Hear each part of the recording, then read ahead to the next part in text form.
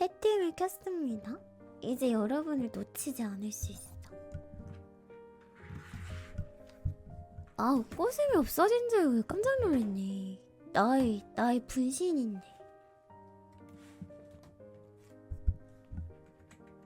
해보자고. 제목은 페이크 아트. 페이크 아트 시작해보겠습니다.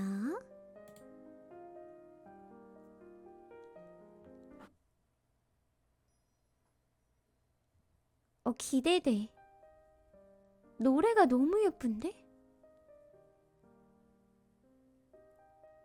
노래가 너무 예뻐요.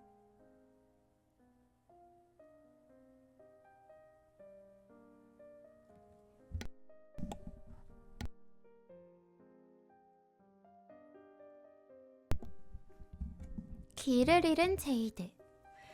중요한 일에는 순서가 있는 법이다.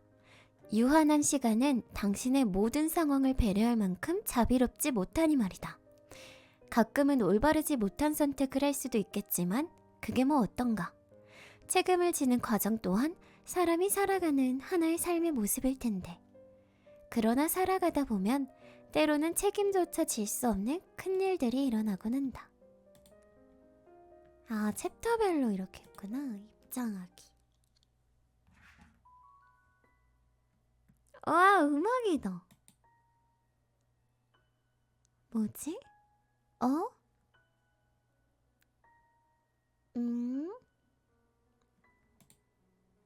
오케이, 확인. 거울 속에 비친 나는 내게 버림받은 나였다. 망가져버린 마음은 결국 썩어 문드러져 나 자신을 다시 좀먹기 시작하겠지만 아무도 알 수 없을 거야. 더욱 깊고 어두운 비밀스러운 공간에 영원토록 가둬둘 테니. 그런 말이 있지. 스스로를 사랑할 수 없다면 그 누구도 사랑할 수 없다고. 제이드는 그을린 책장을 바라봤다. 허름한 종이가 풍기는 퀴퀴한 향기 속에는 악을 쓰며 발버둥치던 지난 삶이 고스란히 담겨 있었다.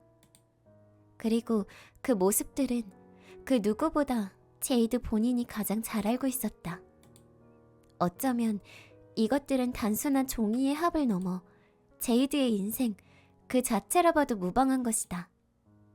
그리고 이 인생의 기록은 언젠가 다나에게 들려줄 이야기의 한 구절이 될 소중한 것들이었다. 하지만 이제는 부끄러웠다.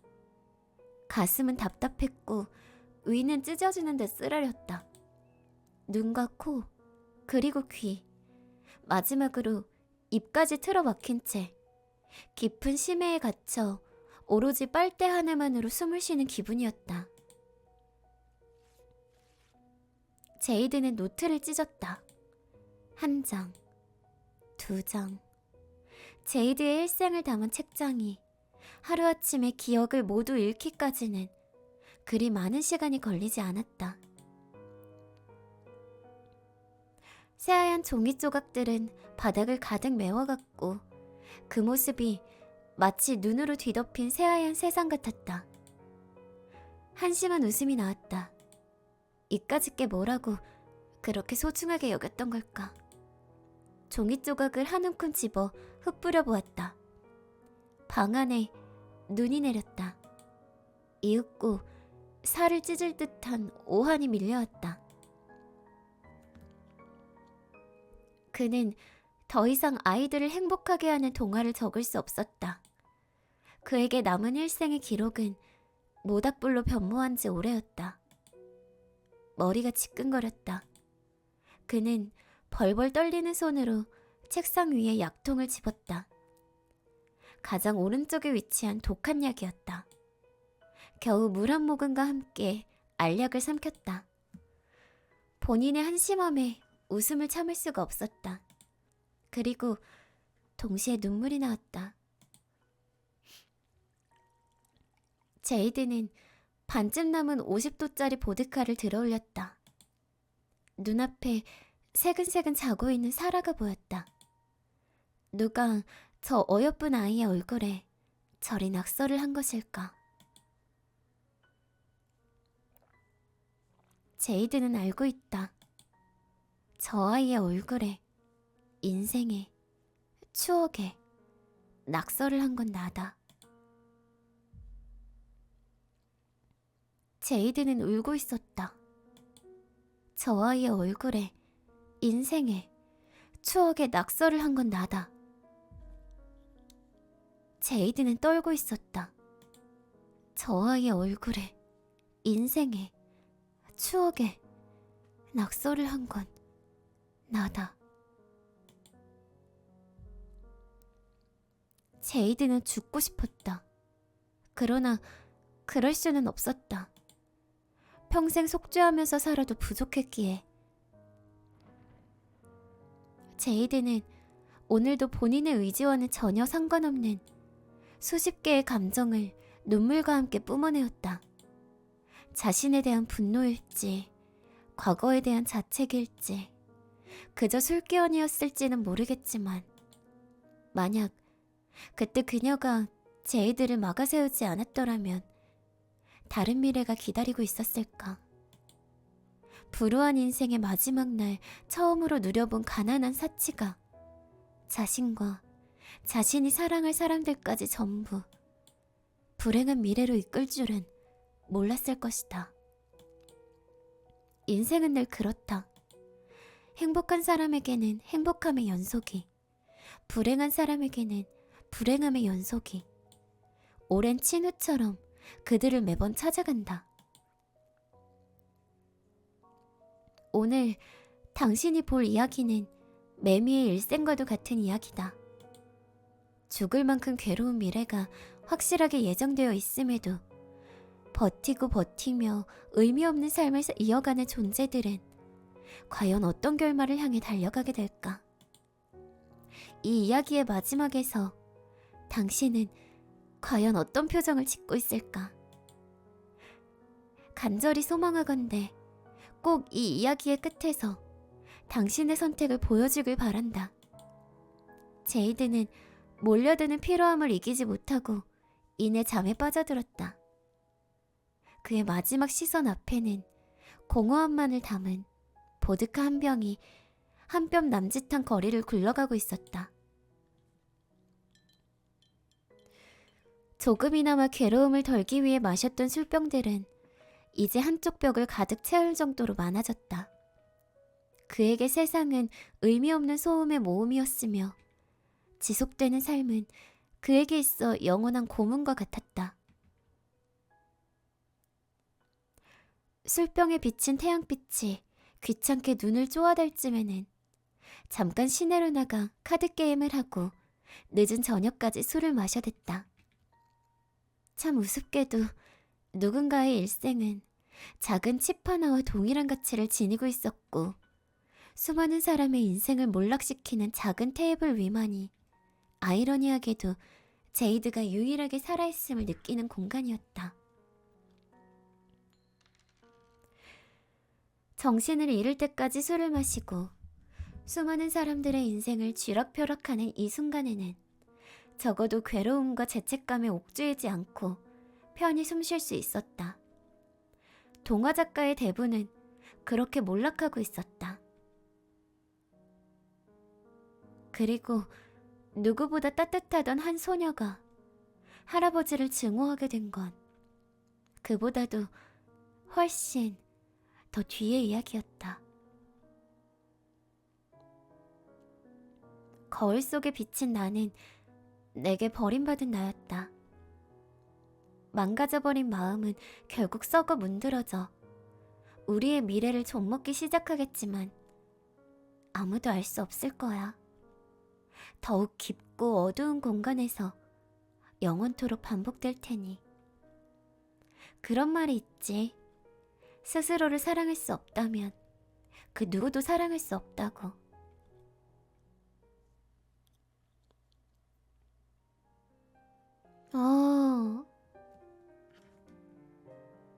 이게 한 편을 다 본 건가? 제이드는 조지 선생에게 전해 들은 이야기와 더불어 사건 당일 자신이 했던 행동들까지 하나하나 숨김없이 다 말해주었다. 죄책감과 미세한 후련함이 섞인 이상한 감정이 몰려왔다. 밝고 당찬 사라였지만 그날만큼은 희미한 떨림을 숨길 수 없었다.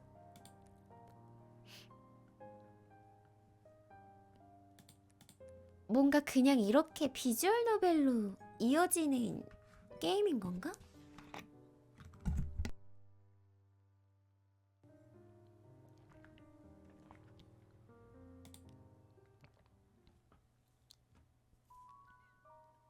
따뜻한 눈사람.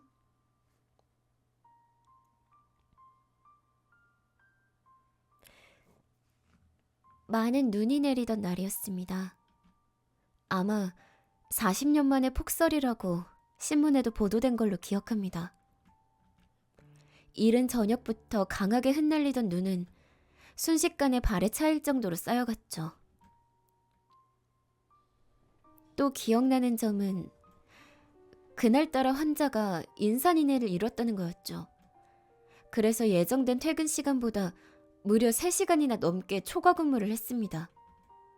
이른 아침부터 파도처럼 밀려온 환자들이 어느 정도 정리될 즈음에는 이미 해가 저편으로 넘어간 뒤였습니다. 점심도 거른 채로 일을 처리하다 보니 저도 지치더군요. 마침내 초과 근무까지 모두 끝이 나고 저는 그제야 병원 뒤편에 나가 담배에 불을 붙였습니다. 벤치에도 눈이 가득 쌓인 탓에 어쩔 수 없이 나무에 기대 휴식을 취했죠. 오늘 같은 날에는 돌아가서 버번 위스키라도 한잔 해야 하는데 끊임없이 쏟아지는 눈은 꼼짝없이 절 이곳에 가둘 속셈인 것 같았습니다. 정말이지 역 같은 하루였죠. 그리고 그런 탄식을 내뱉고 있었을 때였습니다. 조지의 담배가 이제 막 반 정도 타올랐을 때 병원에서는 다시 큰 소리가 들려왔다. 그는 제발 내가 생각하는 그런 일이 아니길 바랐지만 여러 번 외쳐지는 자신의 이름을 듣고서는 이내 한숨을 내뱉었다. 그런 조지 앞에 숨을 헐떡거리며 달려온 그녀는 10년째 같이 일하는 동료 간호사 엘린이었다. 조지 선생님, 여기 계셨군요. 죄송한데 지금 당장 가보셔야 할 것 같아요. 한 남성분이 방금 가족을 데리고 급하게 찾아오셨는데 의식도 없고 화상 상처가 심한 상태예요. 조지는 대답 대신 여유롭게 담배 한 모금을 들이마셨다. 선생님! 오늘 근무 시간 끝난 거 알잖아. 그치만 지금 바로 안 가면 환자분 위험해요. 더구나 오늘은 조지 선생님만이 이 병원에 유일하게 남아있는 의사잖아요. 알지. 그러니까 오늘 점심도 거른 채로 이른 아침부터 지금까지 초과 근무한 거잖아. 돈 때문에 하긴 했지만 이게 맞는 건지. 소중한 생명을 이렇게 외면하셔도 되는 건가요? 소중한 생명이라 따지고 보면 그렇지. 적어도 내가 의사로 활동하는 시간에는 말이야. 하지만 지금의 난 하얀 똥을 뿌려대는 이 세상을 저주하며 담배나 태우는 일반인에 불과해. 조지는 정말 오늘만큼은 단 1초도 더 일하기 싫었다. 뻐근한 승모근은 절규를 내뱉고 있었고 땀에 젖었다 마르길 반복한 가운에는 찝찝함이 가득했다. 당장 집에 돌아가지 못하더라도 빨리 몸을 씻고 오늘 하루를 끝내고 싶었다. 하지만 계속되는 그녀의 설득에 그는 어쩔 수 없이 알겠다는 대답을 내뱉어버렸다. 조지는 마지막 담배 여기를 들이마시지 못하고 다시 병원으로 향했다. 이런 말하긴 좀 뭐합니다만 사실 저도 그저 먹고 살려고 하는 일이기에 제 직업에 대한 큰 책임감은 없습니다. 제이드 씨도 이곳에서 의사에 대한 인식이 어떤지 잘 아시지 않습니까? 특히 이런 작은 외곽지에서는 7살 꼬맹이도 저를 돌팔이라고 부르죠. 지들이 뭐라고. 뭐 그래도 오랫동안 함께 일한 간호사 한 분이 하도 간절하게 부탁하기에 일단 걸음을 옮겨보긴 했습니다. 병원 앞에는 낡은 마차 한 대가 세워져 있었고 그 안에는 그 남자의 가족들로 보이는 사람들이 모두 정신을 잃고 쓰러져 있었습니다. 그 남자는 까맣게 그을린 옷과 상처투성이의 손을 덜덜 떨면서 말을 이어갔습니다. 딸, 제 딸이에요. 아이 좀 제발 살려주세요. 여기는 제 아버지와 아내고요. 당연히 모두 다 괜찮은 거겠죠? 의사 선생님, 제발 부탁드려요. 일단 무슨 일이 있었는지 말씀해 주시겠습니까? 원인을 알아야 일이 빠르게 진행되거든요. 자세한 건 모르겠어요. 제가 집에 도착했을 땐 이미 집에 불이 나고 있었어요. 제발 부탁드려요. 그래도 빨리 왔으니 다 괜찮은 거겠죠? 제발 꼭 살려주세요. 제발, 제발 부탁드려요. 일단 노력은 해보겠습니다. 앨린 씨, 남은 간호사 선생님들 모두 불러서 여성분이랑 어린아이부터 병원 안으로 옮겨주세요. 그리고 당신, 이름이 뭐죠? 저요? 혜인입니다. 그래요, 혜인 씨. 들 것 좀 가져올 테니 저 거구의 남자 좀 옮기는 거 도와줄 수 있겠어요? 당신도 치료가 필요해 보이긴 한데 지금 병원엔 힘쓸 사람이 없습니다. 네, 빨리 부탁드립니다.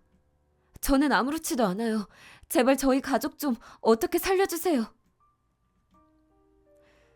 죽은 사람도 아니니까 살려달라는 말 좀 그만하세요. 보시다시피 저는 힘쓰는 사람은 아닙니다. 어떻게 보면 기술자죠. 그래서 제이드 씨를 옮기는데 꽤나 애먹었어요. 그래도 혜인 씨가 그런 몸 상태로도 힘내줘서 겨우 병원 안까지 옮길 수 있었죠.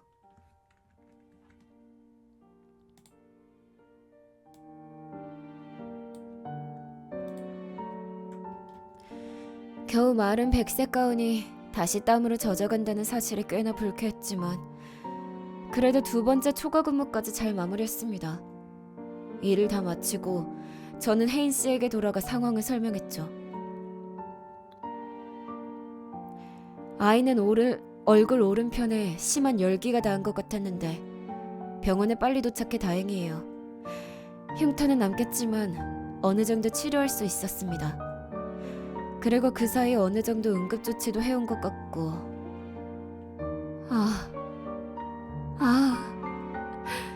다행이다. 다행이야. 정말. 저 거구의 남성은 팔이 부러지고 갈비뼈 몇 곳에 금이 간 상태였습니다. 워낙 체구가 커서 떨어질 때 충격이 더 컸던 것 같습니다. 의식을 되찾기까지 시간이 좀 걸리겠지만 결과적으로 문제 없었습니다. 젊은 여성분은 약간의 뜨거운 열기를 마신 것 같긴 한데 뭐 그 정도는 일도 아니죠. 그러면 다들 괜찮다는 이야기죠? 뭐 일단은 그렇습니다. 그리고 모두 괜찮다는 이야기를 들은 그는 그제야 연거푸 감사합니다 라는 말을 반복하며 털썩 주저앉았습니다.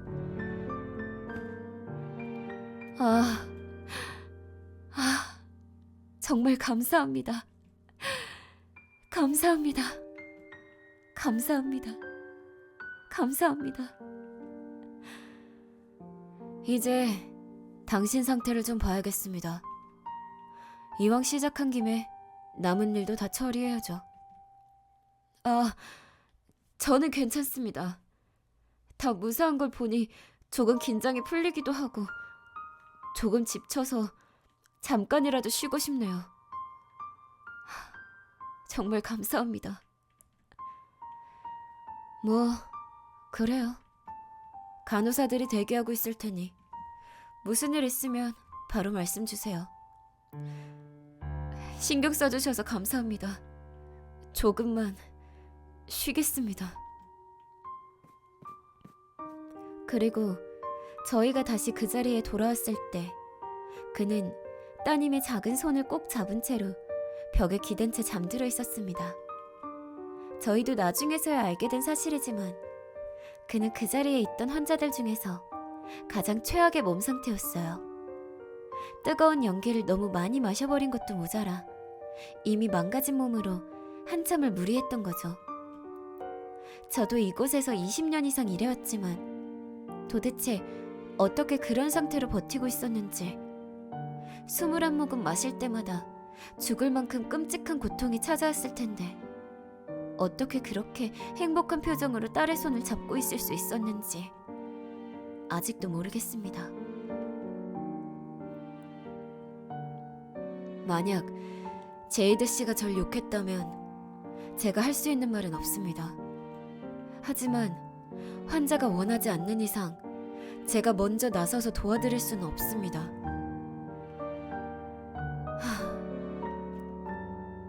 제이드는 미간을 찡그리며 머리에 손을 올렸다.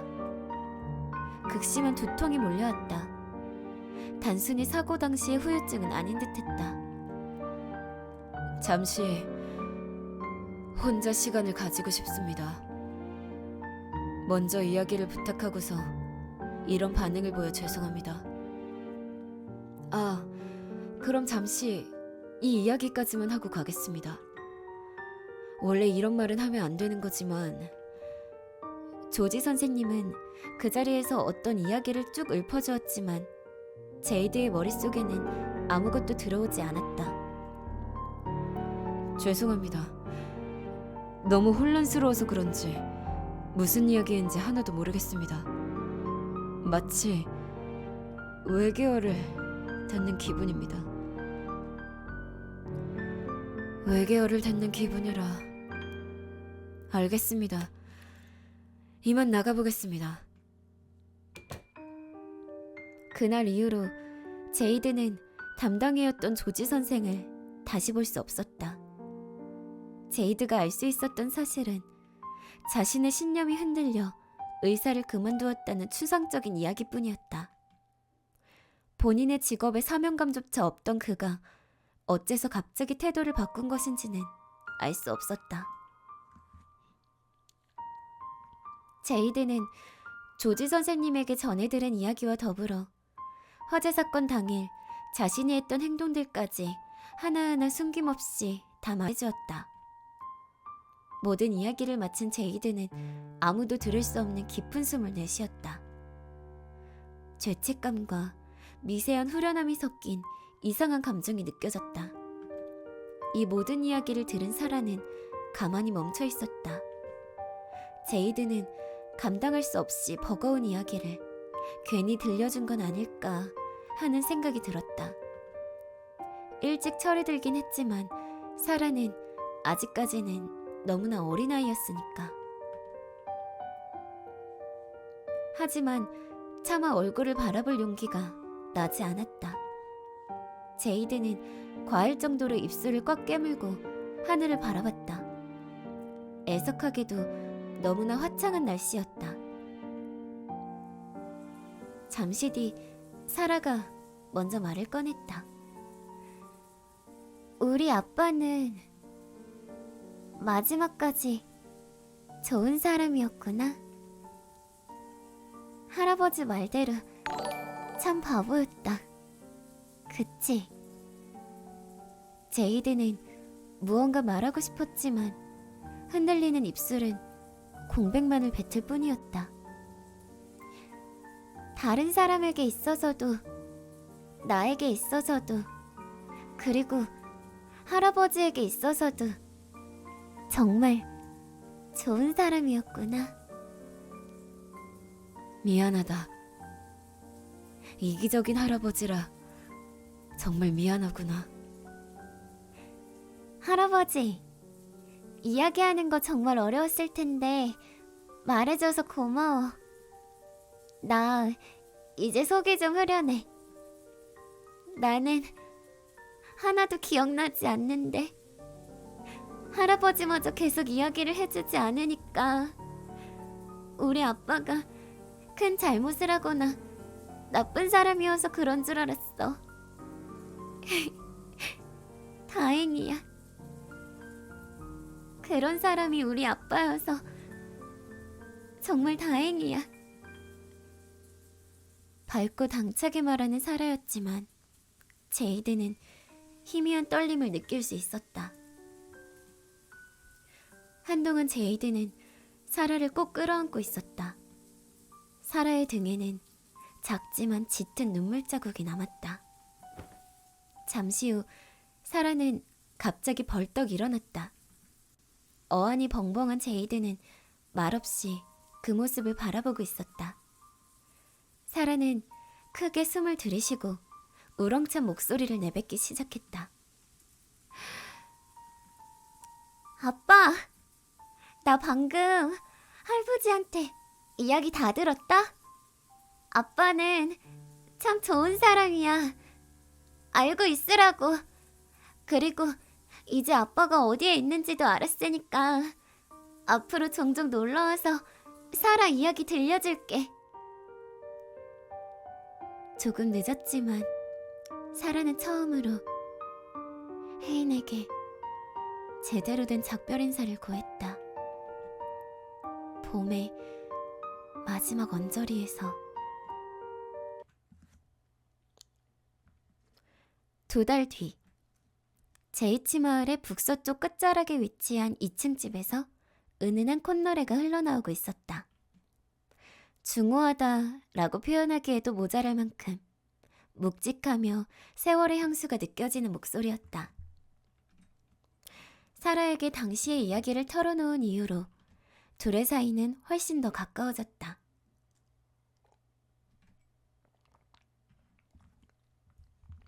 요새는 사라와 산책을 갈 때마다 혜인과 다나의 무덤에 들려 이야기를 나누는 게 일과가 되었을 정도니까. 할아버지를 증오하고 원망하리라 생각했지만 오히려 사라는 그런 할아버지를 너그럽게 이해해 주었다. 잠시 뒤 약간의 가사가 들려왔다. 이번 봄에도 눈이 내렸으면 해. 저 시든 유채꽃 한 송이 고이 묻어줄 수 있게. 눈이 내렸으면 해. 3월을 적시는 눈. 봄을 데려온 그녀가 제이드에게 처음 들려준 노래이자 제이드의 짙은 흑색의 머리가 허물을 비추는 지금까지 한결같이 좋아한 노래이다. 그녀가 처음 이 노래를 불러주었을 때 제이드는 그녀 주위에서 어떤 보석보다 아름답게 반짝이는 불빛을 보았다. 황홀함. 제이드가 그날 느낀 감정은 그 단어 자체였다. 그녀는 제이드를 위해 언제든 노래를 불러주었으며 제이드는 그때마다 병에 담긴 햇살 같은 나른함을 느끼며 그녀의 무릎 위에서 잠을 청하곤 했다. 그에게 있어 이 노래는 가사와 운율, 그 이상의 의미로 존재한다. 어쩌면 그에게 새겨진 진한 그녀의 향기라 봐도 무방할 것이다. 그런 의미에서 더할 나위 없이 큰 행복을 선사해준 다나에게는 세상에서 처음 들어볼 만큼 멋진 노래를 들려주고 싶었다.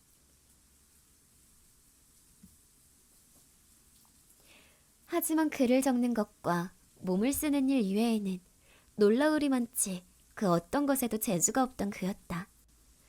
더구나 도리에 어긋나지 않는 일을 막 시작한 당시에는 하루 벌어먹기도 빠듯할 만큼 여유가 없었기에 늘 다음을 기약했다. 하지만 다음은 오지 않았고 제이드는 관객 없는 무대가 되어버렸다.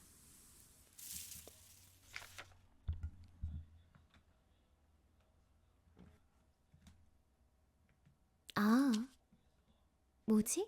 어떻게 하는 거지? 아, 연주하는 건가?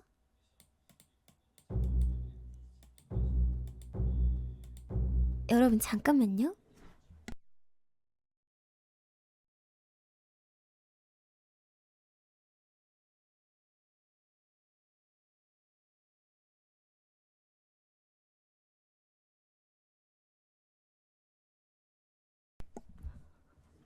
어떻게 연주하는 거야? 그냥 치면 되는 건가?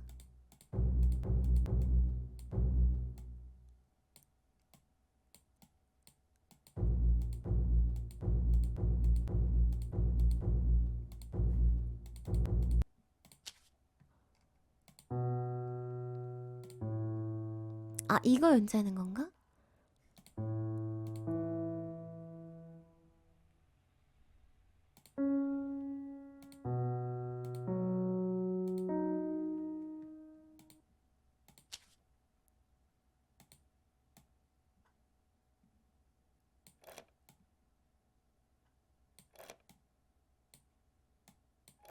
됐다.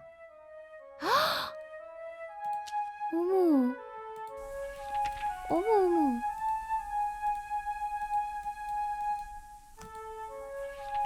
어머, 어머.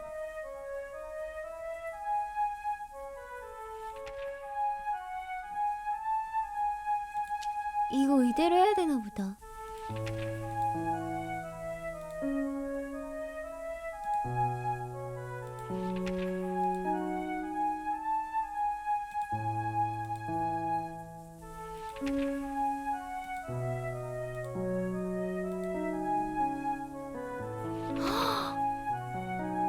어머.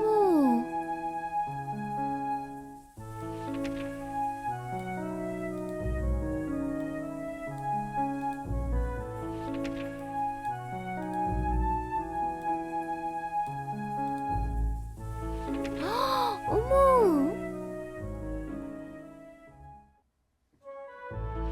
아, 너무 예쁘다. 세상에 너무 예쁘다. 너무 예쁜데요?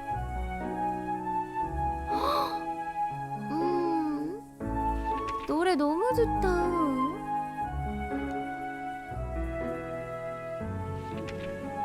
웬일이야. 어머, 이거 너무 좋다.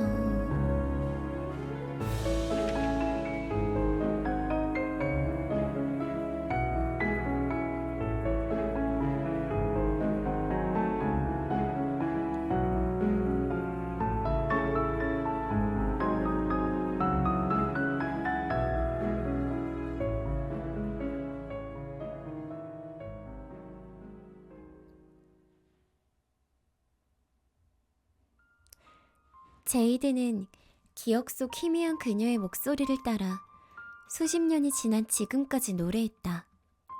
만약 그녀가 이 노랫소리를 들었다면 보석 같은 눈물을 뚝뚝 흘리며 감격스러워하지 않았을까. 내가 느꼈던 그 황홀한 행복을 그녀도 느낄 수 있지 않았을까. 제이드는 그녀의 모습을 조심스레 그려봤다. 웃음이라기엔 슬픈 미소가, 그저 슬픔이라기엔 아련한 행복이 제이드의 입꼬리를 조금 들어올릴 뿐이었다. 그는 언젠가부터 무언가 기분 좋은 일이 있을 때마다 이 노래를 흥얼거리는 습관이 생겼고, 이번 주가 바로 그 기분 좋은 일이 있는 날이었다. 오랜만에 방문한 기차역에는 노란 수국이 가득 피어 있었다. 만개한 꽃들이 여름의 생명감을 느끼게 해주는 듯 했지만, 기차에서 뿜어져 나오는 탁한 매연과의 공생은 참 이질적이었다. 웅성거리는 사람들로 가득한 정신없는 거리는 벌써부터 집에 돌아가고 싶다는 생각을 더욱 간절하게 만들었다. 제이드는 왼손에 찬 회색 메탈 시계를 들여다보았다.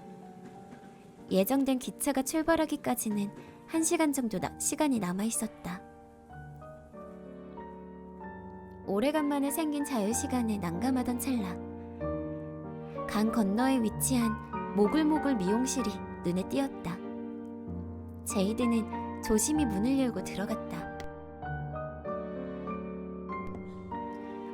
문 위에 걸쳐져 있는 장식고리들이 찰랑이며 그를 반겨주었다. 어서 오세요. 잠시만 기다려주시겠어요? 제이드는 눈을 감으며 가볍게 고개를 끄덕이고 내부를 둘러봤다. 의자는 단 3자리밖에 없었으며 미용사 한 명이 운영하는 작은 미용실이었다. 왼쪽 벽면에는 바깥 풍경을 볼 수 있는 커다란 창이 있었으며 그 창가 바로 아래 선반에는 꽃들이 심어진 작은 화분들이 옹기종기 놓여 있었다. 잠시 대기하며 앉아있을 수 있는 소파 옆에는 다양한 종류의 신문들이 가지런하게 꽂혀 있었다. 많이 기다리셨죠? 첫 번째 자리에 앉으시면 됩니다. 제이드는 자리에 앉았다. 거울 안에 있는 한 중년의 덥수룩한 수염과 몇 년째 대충 빗어넘긴 머리카락은 그가 얼마나 바쁘게 지내왔는지를 대변해주는 듯했다. 어떻게 잘라드릴까요? 거울 속의 인물에게 푹 빠져있을 무렵 미용사가 조심스레 말을 걸어왔다. 머리가 너무 긴 것 같아서요. 좀 짧게 정리하려고 합니다. 길이는 어느 정도가 좋으실까요?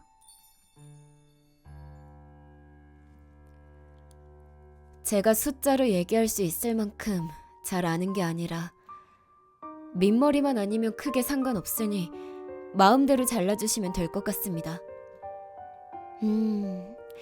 마음대로라는 게 제일 어려운 주문인데. 일단 알겠습니다. 어떠세요? 가벼운 느낌으로 꽤 많이 잘라냈는데 마음에 드시는지 한번 거울을 봐보시겠어요? 제이드는 드라이까지 끝마친 후 다시 자리에 앉았다. 크게 달라진 건 없어 보였지만 훨씬 가볍고 개운한 느낌이었다. 이 정도면 충분한 것 같습니다. 감사합니다. 네, 수고하셨습니다. 그럼 어서 다음 이야기를 향해 가셔야죠.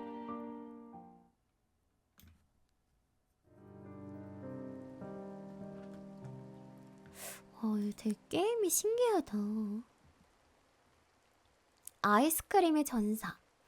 제이드는 모두 잊었다고 생각했다. 그러나 기억의 편린들은 여전히 건재했고 이따금씩 튀어나와 그를 괴롭혔다.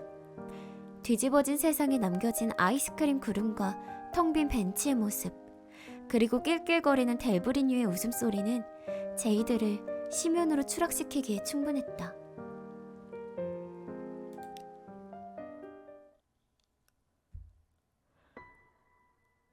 도대체 왜 안 된다는 겁니까?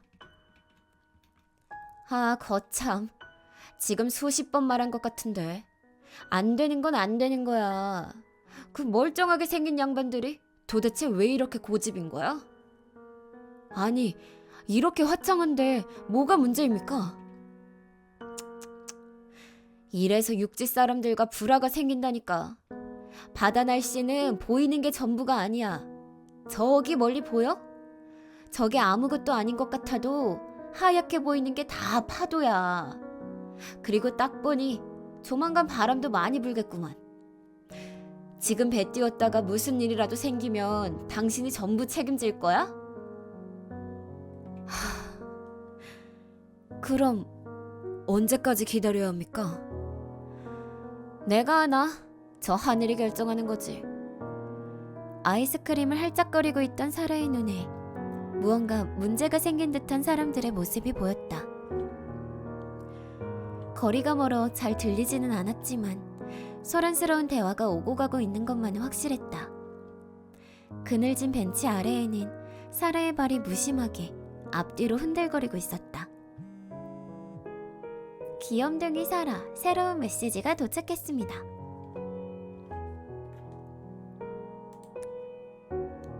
헉! 메시지가 있네?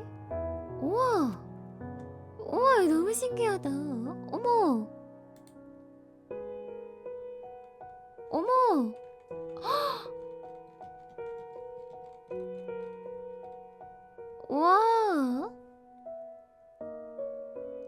할아버지 너무 고마워. 오냐 오냐. 다시 한번 말하지만 사라가 잘 돌봐줘야 한다. 네, 정말 열심히 돌볼게. 근데 이름은 뭘로 지어줄까?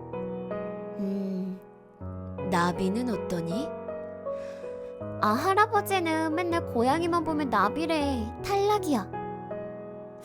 어딜 가도 있는 이름이 아니라 굉장히 소중한 이름을 붙여주고 싶단 말이야. 예를 들면 내가 가장 좋아하는 거라든가? 그래도 고양이를 제이드라고 부르면 기분이 좀 이상할 것 같구나. 할아버지 센스 있네. 아, 좋은 생각이 났어. 헤이솔은 어때? 내가 가장 좋아하는 초콜릿도 헤이솔. 내가 제일 좋아하는 고양이도 헤이솔. 사라야, 할아버지 말 들리지? 좋아, 넌 이제부터 헤이솔이야. 근데 할아버지, 고양이들은 뭘 먹지? 아기 고양이여도 물고기는 먹겠지? 그렇지 않겠니? 이 할아버지도 동물은 처음이라 잘 모르겠구나. 할아버지, 나 부탁이 있어. 헤이솔 줄 물고기 한 마리만 잡아다 주라. 할아버지 낚시 짱 잘하잖아. 응? 하하, 그래, 약속하마. 근데 낚시를 하려면 시간이 꽤 걸릴 것 같으니 우선은 다른 거 먼저 주고 있어야겠구나. 응, 그럼 왕지렁이 젤리는 어때? 초콜릿도 좋아하겠지? 근데 목욕은 언제 시켜주면 되는 거지? 산책은? 새벽에 엄마 보고 싶다고 울면 어떡해? 갈 길이 멀구나.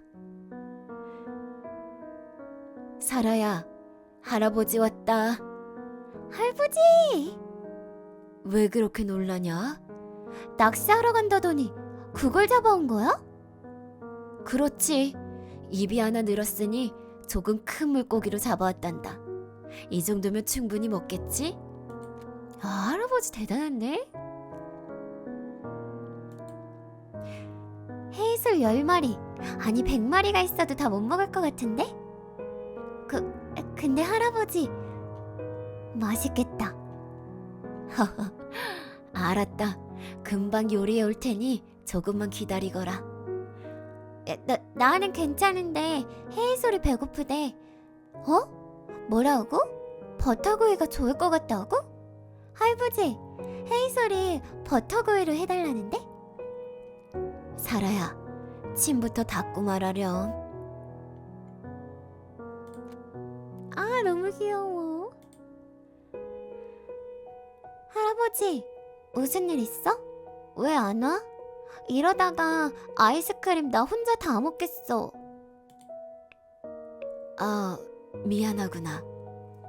근데 할아버지, 우리 이번에 진짜 재밌었다, 그치? 할아버지는 풍등 날릴 때 무슨 소원 빌었어? 그래, 재밌었단다. 응? 아, 선택지가 있네요?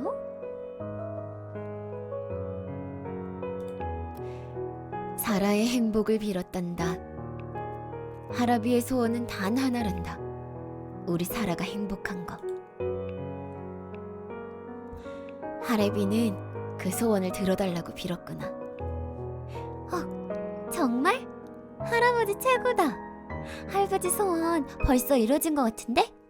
나 지금 완전 행복해. 그럼 다행이구나. 근데 사라야, 응?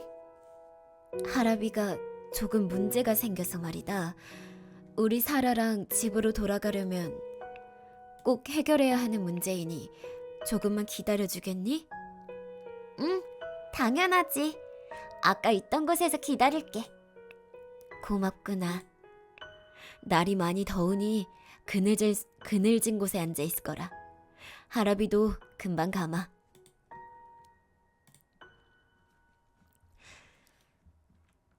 다들 뭔가 문제가 있나 보네. 인생이란 게 원래 쉽게 풀리진 않는 거지. 근데 이 아이스크림 짱 맛있다. 맛있는 아이스크림을 먹으니 문득 지난밤이 떠올랐다. 여태 먹었던 음식들 중에 최고로 맛있었던 요리들. 그리고 따뜻한 얼굴을 가진 그리핀 할머니와 마음씨 착한 헤이즐 언니. 사라의 회상은 기억을 타고 의식 위를 무한하게 흐르기 시작했다. 회상은 최종적으로 헤이즐 언니는 아이스크림도 잘 만들까? 라는 질문에 도달했다. 그리고 그 순간 태양의 열기에 맞서 싸우던 아이스크림이 장렬히 전사하고 말았다. 아까워라. 찝찝하게 손에도 다 묻어버렸네.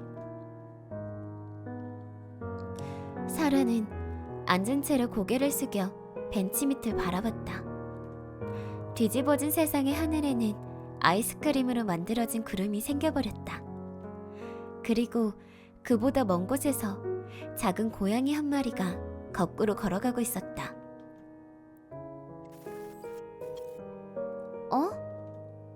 헤이솔? 헤이솔이 왜 여기 있지? 아무튼 오늘은 배 안 뜨니 그렇게들 하쇼. 매표원은 짜증 섞인 말과 함께 문을 쾅 닫아버렸다. 어제까지 축제를 즐긴 사람들이 전부 항구에 모여 북적거렸다. 다들 급작스러운 상황에 당황한 모습들이었다. 제이드는 다친 매표소 옆에 앉아 잠시 머리를 기댔다. 분명 자신보다 이 지역에서 훨씬 오래 살아왔을 매표원의 말이 정확하겠지만 기약 없이 섬에 갇혀 골치가 아픈 것 또한 사실이었다. 제이드는 안주머니에서 꺼낸 담배를 입에 물며 중얼거렸다. 사람도 많고 짜증나는구만. 그때 누군가 말을 걸어왔다. 제이드? 제이드 맞지?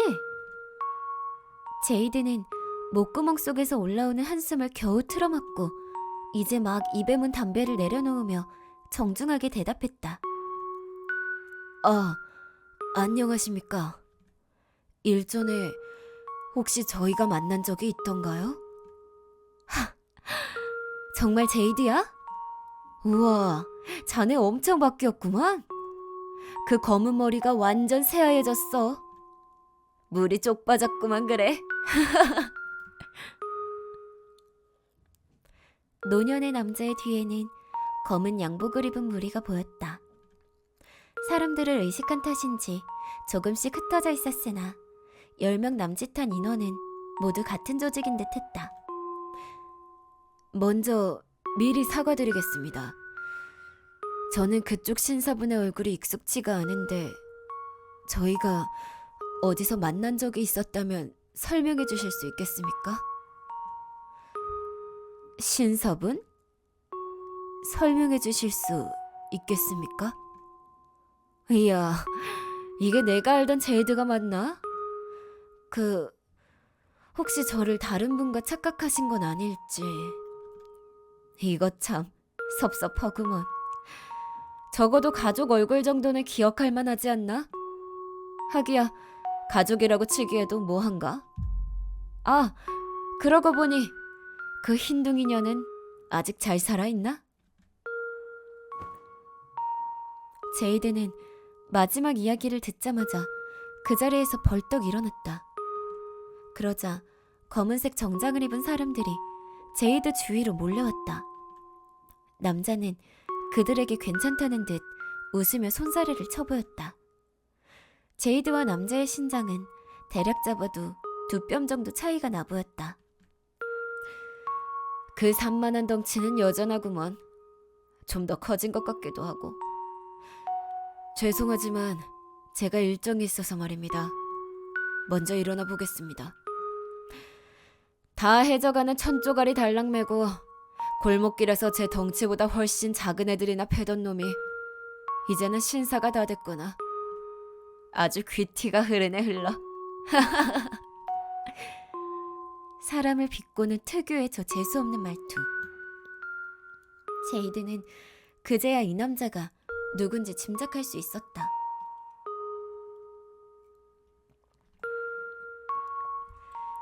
델브리뉴.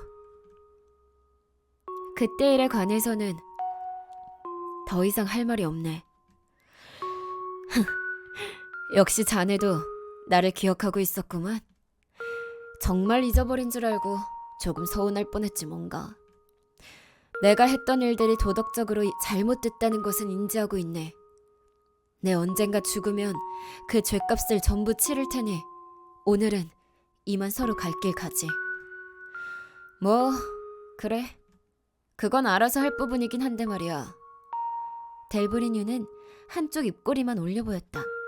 그리고 재킷 안에서 담배를 꺼내들었다. 금색으로 반짝이는 세련된 케이스가 눈에 띄었다.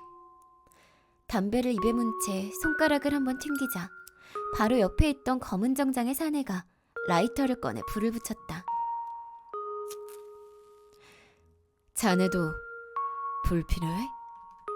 아니, 사양하지.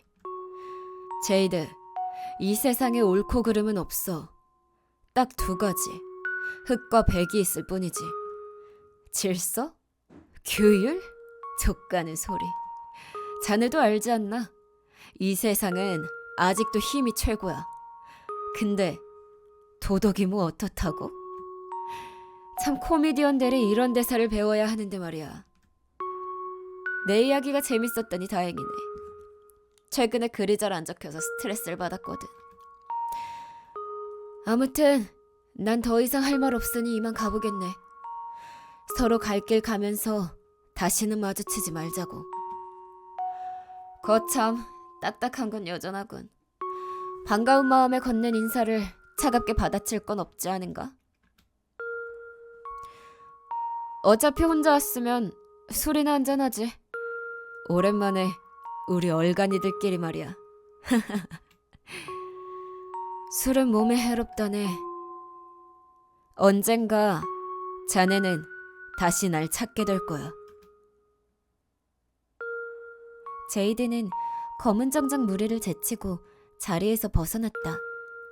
혹여 사소한 안가품이라도 할까봐 뒤를 의식하며 걸었지만 다행히도 낄낄거리는 델브리뉴의 웃음소리가 전부였다. 제이드는 곧바로 사라가 앉아있던 벤치로 향했다. 벤치에는 아직 다 녹지 않은 아이스크림이 떨어져 있었다. 사라가 먹던 것이었다. 사라야. 제이드는 목소리를 높여 사라를 불러보였다. 사라야, 어디 있는 게냐? 하지만 대답은 돌아오지 않았다. 분명 인파의 소리가 묻힌 까닭일 것이라 생각했다. 제이드는 더 강하고 큰 목소리로 사라를 불렀다. 사라야! 할아버지 목소리가 들리면 대답하려무나! 하지만 여전히 아무런 대답이 들려오지 않았다. 목소리에 놀란 사람들이 제이드를 쳐다볼 뿐이었다. 순간 제이드는 자신을 중심으로 세상이 일그러지는 느낌을 받았다. 동시에 참을 수 없는 메스꺼움이 느껴졌다. 제이드는 쓰러지듯 그 자리에 주저앉았고 온통 검게 변한 세상이 그를 반겼다. 애가 없어졌어. 길을 잃은 앨리스는 잠시 동안 조커와 이런저런 이야기를 나눴어요. 조커는 오랫동안 기다려왔던 소녀의 등장에 이 왕국에 대한 이야기를 전해주기로 했어요.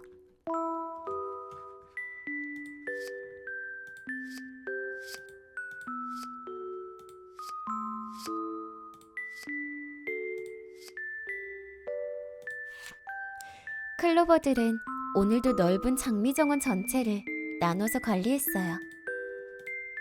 장미들이 놀라지 않게 잘 분장하고 말이죠. 그들은 정원새였으니까요.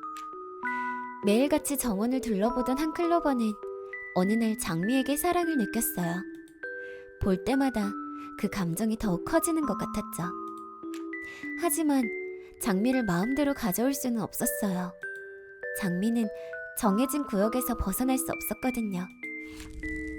그래서 클로버는 이야기를 망가뜨리기로 했어요. 클로버는 활활 타는 불길을 바라보며 만족하며 웃었어요. 그렇게 새로운 이야기가 탄생했어요.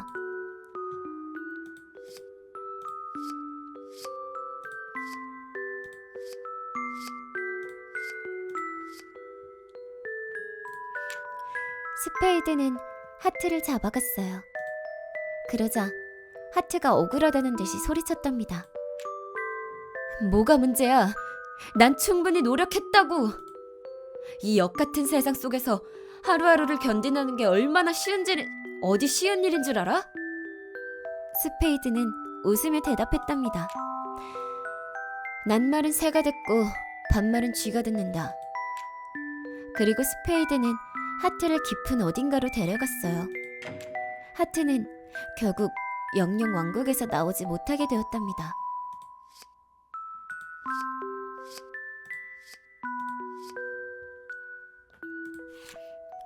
다이아는 오늘도 성안을 청소했어요. 먼지 한 톨 없는 바닥에 빗자루질을 하고 얼룩 하나 없는 투명한 창을 닦아냈죠. 사실 수십 년째 의미 없이 반복되는 일상에 지쳐가고 있었어요. 하지만 어쩔 수 있나요? 없는 쓰레기를 만들 순 없잖아요. 그는 나지막이 한마디를 뱉었답니다. 지루해. 언젠가 사람들이 이 카드 왕국을 찾게 된다면 정말 아름답고 놀라운 모습에 감탄하겠죠. 그 안에 갇힌 것들을 보지 못한 채로 말이죠. 닿을 수 없는 미래를 꿈꾸는 것조차 헛된 희망일까요? 그저 답답한 현실에 적응하는 게 이성적인 해답이겠죠? 물음은 꼬리를 물었지만 그저 살아갈 수밖에 없었어요. 언니, 카드들은 왜 지루하고 무서운 일들을 계속하는 거예요? 하기 싫으면 그만하면 되잖아요. 카드들의 왕이 그렇게 하라고 시켰거든. 왕이 정말 나쁜 사람이네요. 하기 싫은 일들만 잔뜩 시키고. 그러니? 만약 사라가 왕이었다면 어떻게 했을 것 같아? 저라면요, 다들 하고 싶은 일들을 자유롭게 하라고 할 것 같아요.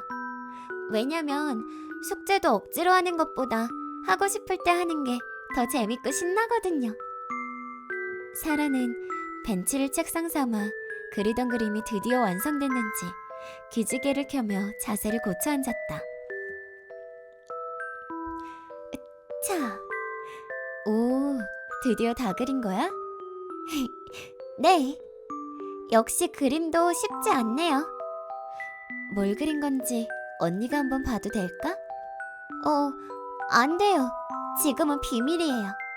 대신 이따가 꼭 보여줄게요. 그래. 사라가 그렇게 말하니까 더 궁금해지는걸? 그래도 이렇게 언니랑 있으니까 되게 좋다. 오늘은 거의 하루 종일 혼자 있어서 쓸쓸했거든요.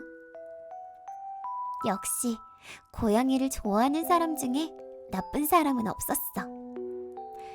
사라는 하일리의 티셔츠를 보며 밝게 웃어 보였다. 다행이네. 그럼 옆에 앉아도 될까? 언니, 안 돼요. 안 될까? 하일리는 침울한 표정을 지어 보였다.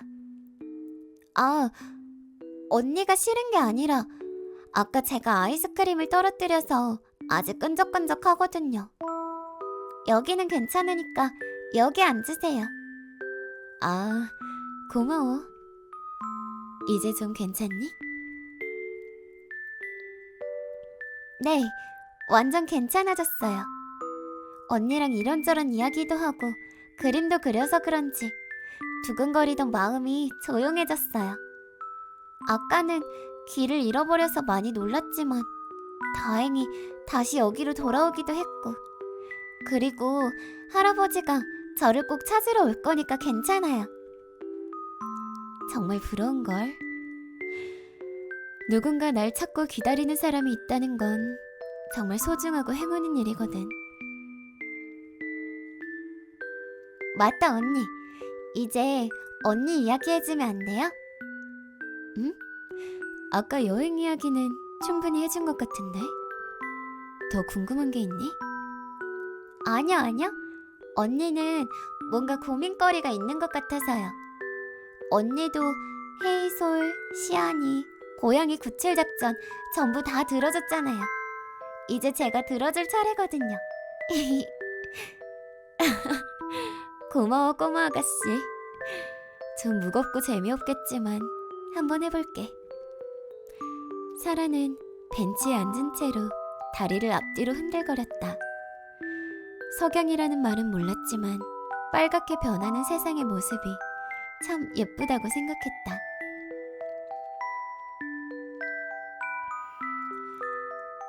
나아가는 것만큼 주위를 둘러보는 것도 정말 중요한 것 같아. 꿈도 목표도 정말 소중한 것들이지만 날 반기던 사람도 기다리던 사람도 모두 다 떠나버리면 전부 의미 없는 일들이더라고. 난 그걸 너무 늦게 깨달아버렸어.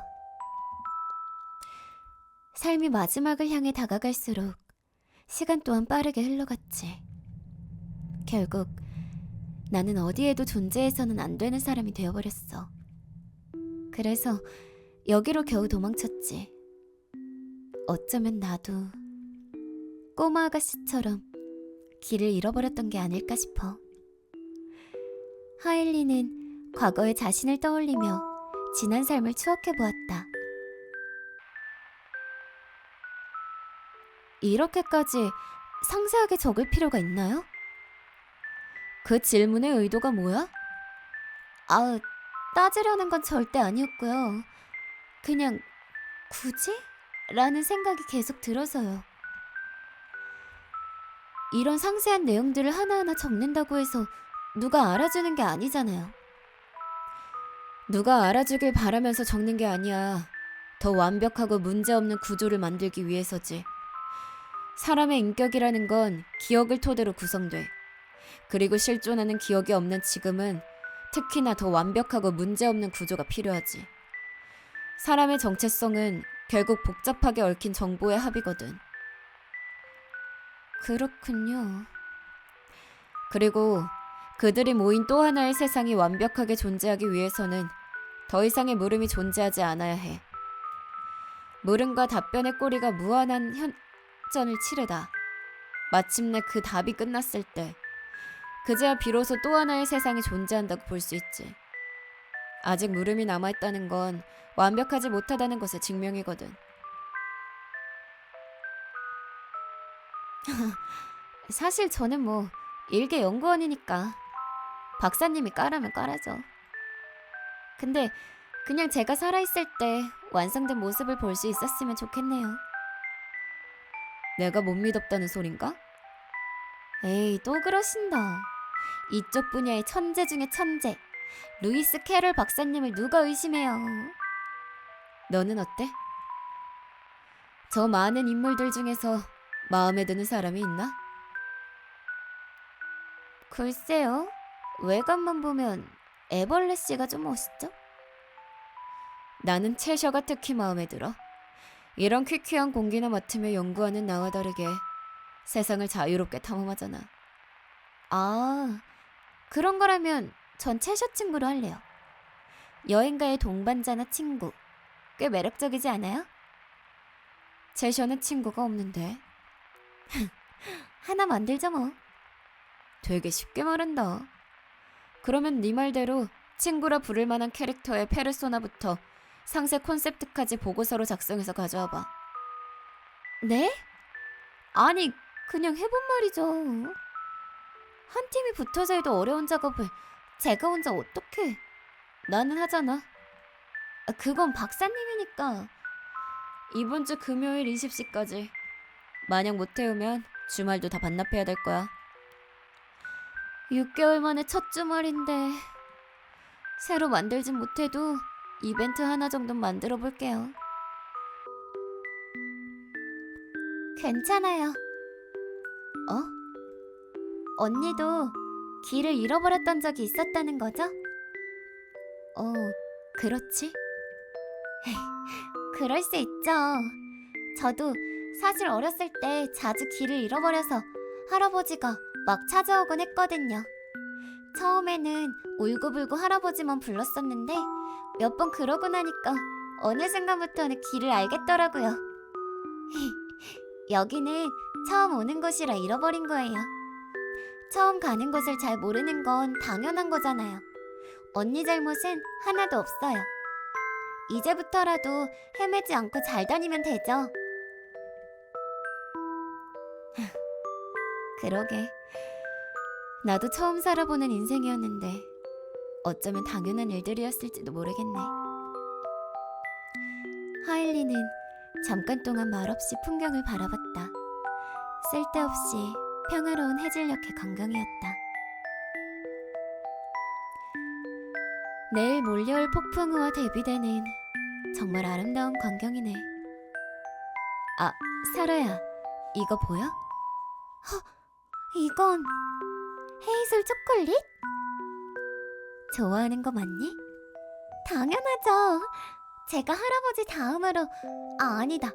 할아버지랑 헤이즐 다음으로 좋아하는 게 이 헤이즐 초콜릿이에요. 이렇게 누구한테 내 이야기를 털어놓은 것도 정말 오랜만이거든.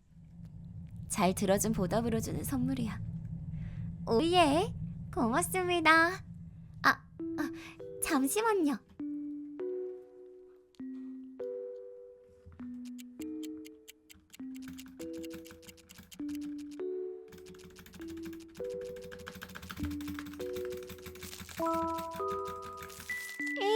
실패했어요.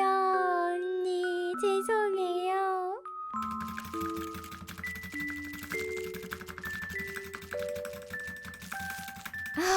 성공했다. 뭐해? 저 스페이스바 쳤는데요. 자요. 언니도 배고프잖아요. 콩 한 쪽도 나눠 먹으란 말이 있죠? 냠냠냠. 혹시 언니랑 결혼 안 할래? 안 돼요. 왜? 나 정도면 괜찮지 않아? 비밀? 그렇구나. 그래도 언제든 생각 바뀌면 언니한테 얘기해줘야 돼? 고민해볼게요. 아마 할아버지는 사라랑 같이 있는 저택 안에서 사라를 기다리고 있을 거야. 언니가 우리 할아버지를 어떻게 알아요? 언니는 사실 모르는 게 없는 천재거든. 그리고 이제는 정말 떠날 시간이야. 우리 꼬마 아가씨 만나서 정말 반가웠어. 이렇게 갑자기요? 그러면 잠시만요. 이거만 받아주세요. 사라는 급하게 주머니 안에서 작은 쪽지 하나를 꺼냈다.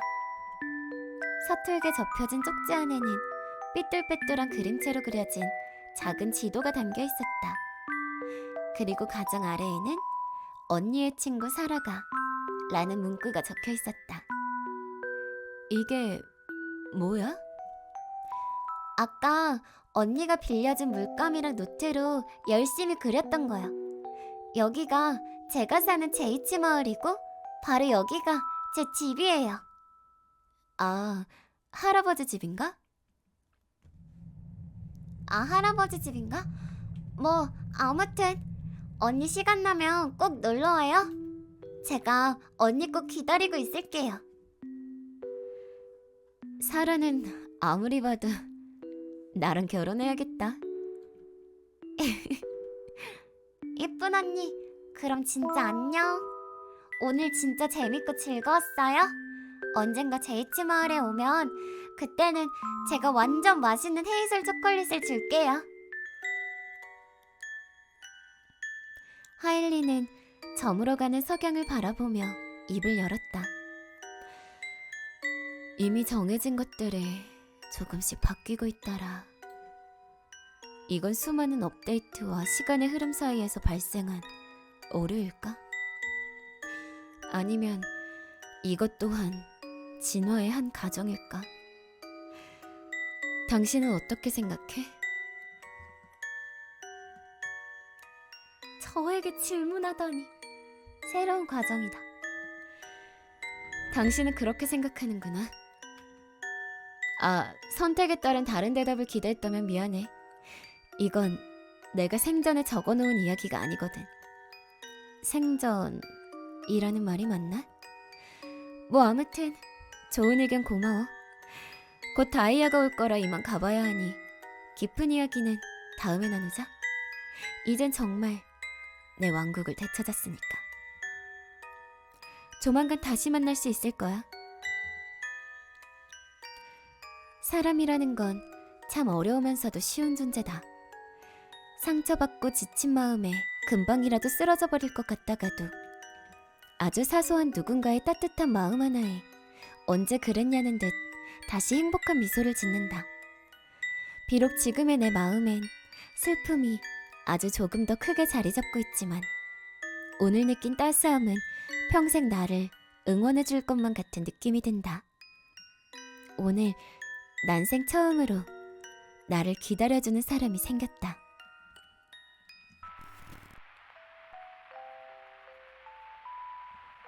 뭐야, 하나밖에 없잖아. 이래서 스페이드들을 믿는 게 아니라니까. 그만 빈정거리지. 드디어 오래간만에 제대로 된 청소를 하나 했더니 병신같이 또 빗자루나 쓸어야겠구먼. 우린 돌아간다. 저건 너네가 알아서 처리해. 이래서 범죄자 새끼들이랑 같이 일하는 게 아닌데 말이야. 완전히 제멋대로군. 스페이드 팀 전원 해당 에피소드 정지시키고 상황을 체크한다. 약간 게임 속, 그러니까 어떤 실험 속의 그런 것 같은데? 뭔가 실험 그런 것 같은데요? 아이스크림의 전서 하나 놓쳤네? 여러분 저 잠깐 물 좀 떠올게요.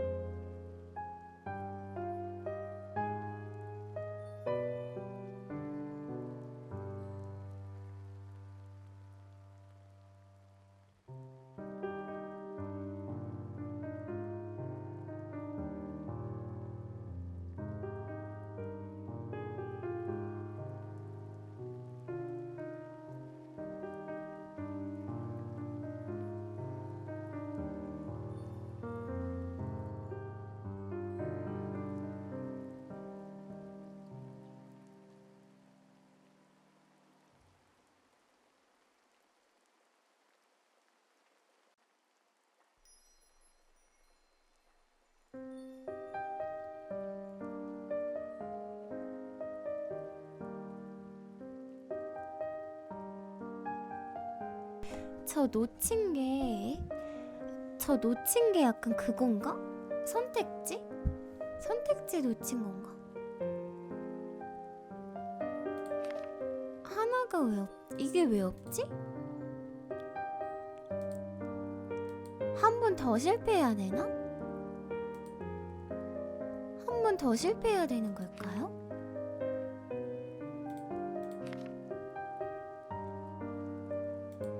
왜 하나 없을까?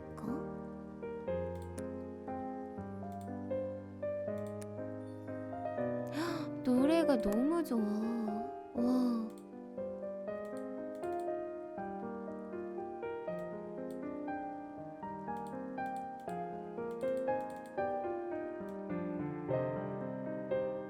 노래를 바꿀 수가 없네. 노래를 바꿀 수가 없네요. 노래를 바꿀 수가 없네. 우와, 채팅도.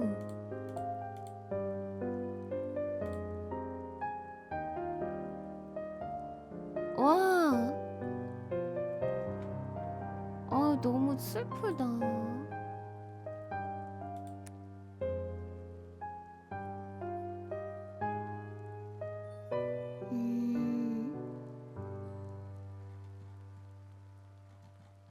대사가 이렇게 있구나.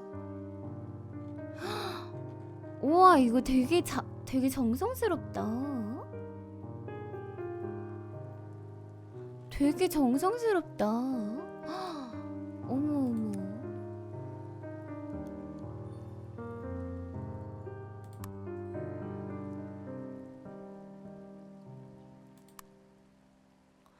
나 너무 좋은데? 저장을 어떻게 하는 건데?